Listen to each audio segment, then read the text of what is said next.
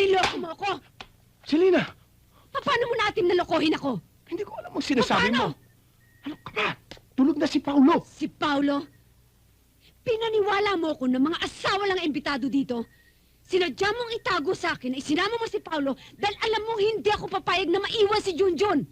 Bakit ka nagsinungaling sa akin? Will you please calm down? Gabi na. Marami nang natutulog. Hindi ka ba nahihiya niyan? Nahihiya? Nahihiya ka sa kanila? Ha? At bakit ang kahiyan ba'y para sa ibang tao? At sa akin na asawa mo na niloko mo, hindi ka nahihiya? Huwag mong ubusin ang pasensya ko, ha? Manahimik ka na. Hindi ako tatahimik. Galit ako, Mike. Galit na galit ako. My God, Mike. Nasaan ang konsensya mo? Alam mo, malulungkot si Junjun pag wala ako. Pati ang makasama niyang kapatid niya, pinagkait mo. Baka akala mo hindi ko alam. Hindi ko nararamdaman na inilalayo mo si Paulo kay Junjun. Anong klase kang ama?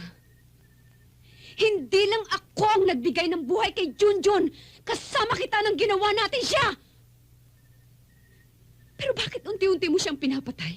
Ano kasalanan niya sa'yo? Alam mo na ang sagot. Hindi ko na kailangan sabihin. Hindi kasalanan ni Junjun ipanganak siyang kulang. Eh, kananong kasalanan sa akin? Ha? Ganun ba? Anong gusto mong gawin ko? Isama ko siya rito? Magkunwaring siya'y normal? Matino ang pag-iisip? Selena, si Junjun. At hindi na natin maitatago yun. Hindi sapat na dahilan yan para ipagkait mo sa kanyang karapatan niya bilang tao at bilang anak mo. Look, walang kahihinat na nitong pinag-uusapan natin. Nahihirapan ka, nahihirapan din ako. Ang pinakamagandang gawin natin ipadala na natin si Junjun sa States. Dahil doon, maraming boarding schools para sa mga... Mike! Selena! Ka talaga! Wala ka na inintindi kundi ang sarili mo! Kundi ang sarili mo! Ang dami-dami ko ng sinakripisyo! Ang dami-dami ko ng tiniis! Hanggang saan? Hanggang kailan? Pagod na ako! Hindi ko alam. Baka classmate ni Pinky. I don't think so. Bakit? Kilala ko ang mga kaklase ni Pinky. And she is very different.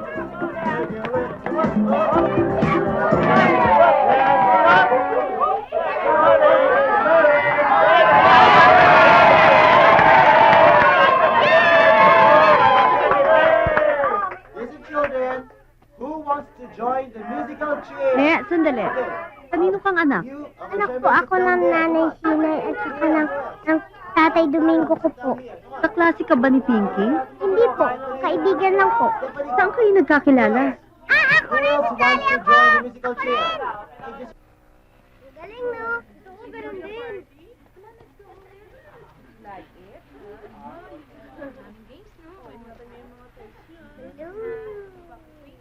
Roberta! Roberta! Huh? Ang giveaways nyo, oh. Salamat, ah. Nag-enjoy ba kayo? Oo. Oo nga, eh. Busog na busog kami. Sige, ah. Uuwi na kami. Bye-bye. Ingat kayo. Bye-bye.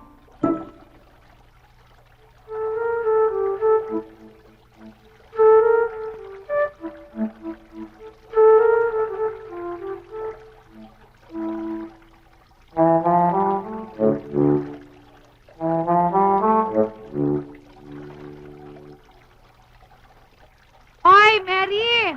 Halika na, no? Malilate tayo. Ay! Bakit ba? Ano nangyari? Ha? Ano ba to? Ay! Napagod ko bago to eh. Sana ate, palagi tayong ganito. Bale, sasama kita ulit kay Pinky. Siguro, marami silang pagkain araw-araw. Ilisan mo, baka mamaya maubutan tayo ni tatay.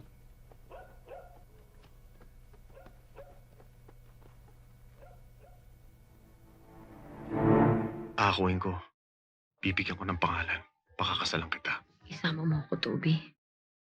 Kahit saan. Sasama ako sa'yo.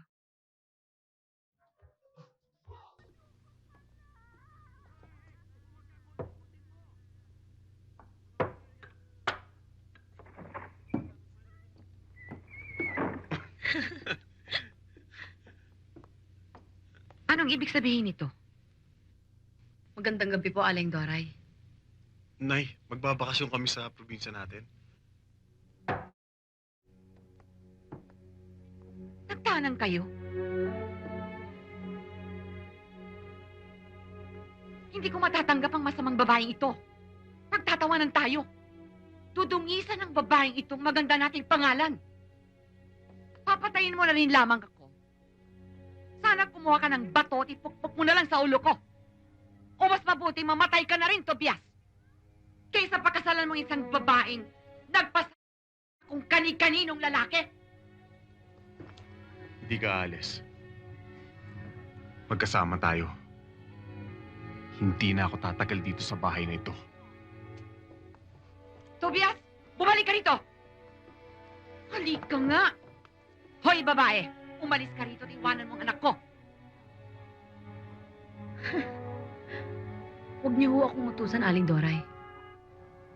Hindi ba't kaya lang naman halang na halang ako sa lalamunan ninyo dahil aliwan yung may problema. Sa tingin ko malaki ang problema ni Toby sa kanyang sakim na ina.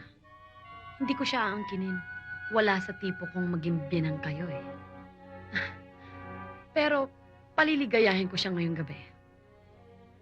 Aaliwin ko siya ng walang bayad para naman maipadama ko sa kanya na mas may puso ang isang babaeng bayaran kesa sa kanyang ina. Huwag kayong magkakamali, Nay. Huwag na huwag niyo sasaktan ang babaeng minamahal ko.